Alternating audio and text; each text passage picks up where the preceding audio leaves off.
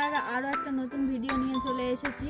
তো মালিকের সাথে কথা বলে জানতে পারলাম এই গরুটা খাওয়া দাওয়া করছে না, সকাল থেকে অসুস্থ।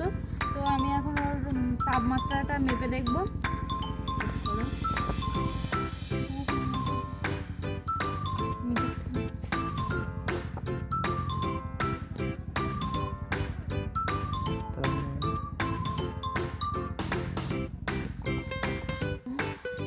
তো তাপ দেখে বুঝলাম যে তাপ স্বাভাবিক আছে।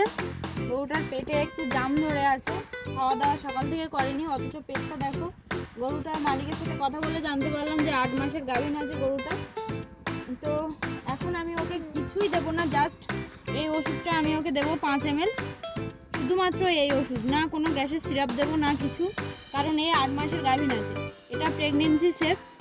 এই যে দেখুন, নিচেই এই ইঞ্জেকশনটা দেবো।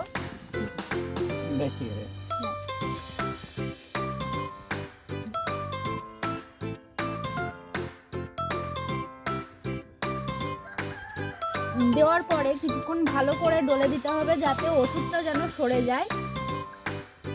ওষুধ যদি জমা থাকে তাহলে ইনফেকশন হবে বা পেকে যাবে জায়গাটা।